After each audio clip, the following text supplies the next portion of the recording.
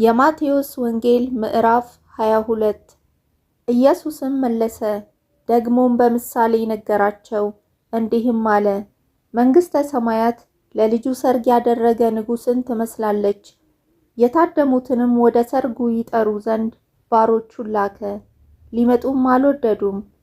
ደግሞ ሌሎችን ባሮች ልኮ የታደሙትን እነሆ ድግሴን አዘጋጀሁ፣ ኮርማዎቼና የሰቡት ከብቶቼ ታርደዋል፣ ሁሉም ተዘጋጅቷል፣ ወደ ሰርጉ ኑ በሏቸው አለ።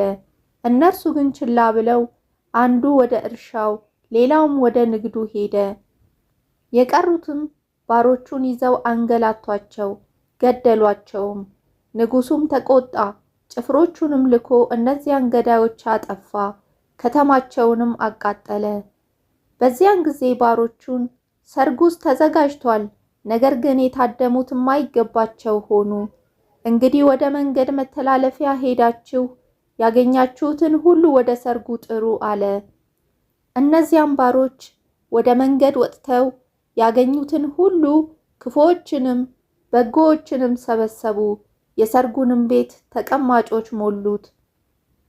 ንጉሡም የተቀመጡትን ለማየት በገባ ጊዜ በዚያ የሰርግ ልብስ ያልለበሰ አንድ ሰው አየና፣ ወዳጄ ሆይ የሰርግ ልብስ ሳትለብስ እንዴት ወደዚህ ገባህ? አለው። እርሱም ዝም አለ። በዚያን ጊዜ ንጉሡ አገልጋዮቹን እጁንና እግሩን አስራችሁ በውጭ ወዳለው ጨለማ አውጡት፣ በዚያ ለቅሶና ጥርስ ማፋጨት ይሆናል አለ። የተጠሩ ብዙዎች የተመረጡ ግን ጥቂቶች ናቸውና። ስለዚህ ፈሪሳውያን ሄዱና እንዴት አድርገው በነገር እንዲያጠምዱት ተማከሩ። ደቀ መዛሙርታቸውንም ከሄሮድስ ወገን ጋር ላኩበት። እነርሱም መምህር ሆይ እውነተኛ እንደሆንክ በእውነትም የእግዚአብሔርን መንገድ እንድታስተምር እናውቃለን፣ ለማንምም አታዳላም፣ የሰውን ፊት አትመለከትምና። እንግዲህ ምን ይመስልሃል? ንገረን፣ ለቄሳር ግብር መስጠት ተፈቅዷልን ወይስ አልተፈቀደም? አሉት። ኢየሱስም ክፋታቸውን አውቆ እናንተ ግብዞች ስለምን ትፈትኑኛላችሁ? የግብሩን ብር አሳዩኝ አለ። እነርሱም ዲናር አመጡለት። እርሱም ይህች መልክ ጽሕፈቲቱስ የማን ናት? አላቸው። የቄሳር ነው አሉት። በዚያን ጊዜ እንኪያስ የቄሳርን ለቄሳር የእግዚአብሔርንም ለእግዚአብሔር አስረክቡ አላቸው። ይህንም ሰምተው ተደነቁ፣ ትተውትም ሄዱ። በዚያን ቀን ትንሣኤ ሙታን የለም የሚሉ ሰዱቃውያን ወደ እርሱ ቀረቡ። እንዲህም ብለው ጠየቁት፣ መምህር ሆይ ሙሴ አንድ ሰው ልጅ ሳይወልድ ሲሞት ወንድሙ ሚስቱን አግብቶ ለወንድሙ ዘር ይተካ አለ። 7 ወንድማማች በእኛ ዘንድ ነበሩ። ፊተኛው ሚስት አግብቶ ሞተ፣ ዘርም ስለሌለው ሚስቱን ለወንድሙ ተወለት። እንዲሁ ደግሞ ሁለተኛው፣ ሦስተኛውም እስከ 7ተኛው ድረስ። ከሁሉም በኋላ ሴቲቱ ሞተች። ሁሉ አግብተዋታልና በትንሣኤ ቀንስ ከ7ቱ ለማናቸው ሚስት ትሆናለች? ኢየሱስም መልሶ እንዲህ አላቸው፣ መጻሕፍትንና የእግዚአብሔርን ኃይል አታውቁምና ትስታላችሁ።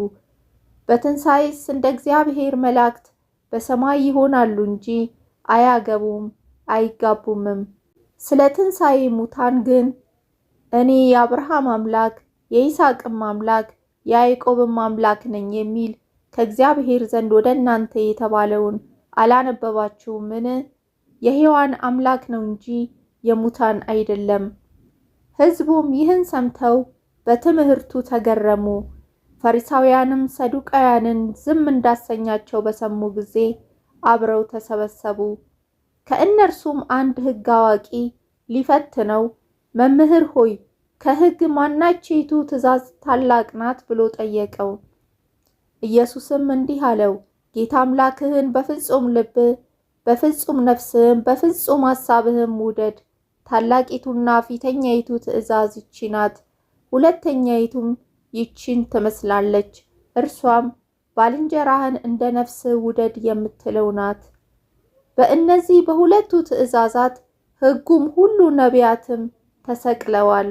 ፈሪሳውያንም ተሰብስበው ሳሉ ኢየሱስ ስለ ክርስቶስ ምን ይመስላችኋል? የማንስ ልጅ ነው ብሎ ጠየቃቸው። የዳዊት ልጅ ነው አሉት። እርሱም እንኪያስ ዳዊት ጌታ ጌታዬን ጠላቶችን የእግረ መረገጫ እስካደርግልህ ድረስ በቀኝ ተቀመጥ አለው ሲል እንዴት በመንፈስ ጌታ ብሎ ይጠራዋል? ዳዊትስ ጌታ ብሎ ከጠራው እንዴት ልጁ ይሆናል አላቸው። አንድም ቃል እንኳ ይመልስለት ዘንድ የተቻለው የለም። ከዚያ ቀን ጀምሮ ወደፊት ማንም ሊጠይቀው አልደፈረም።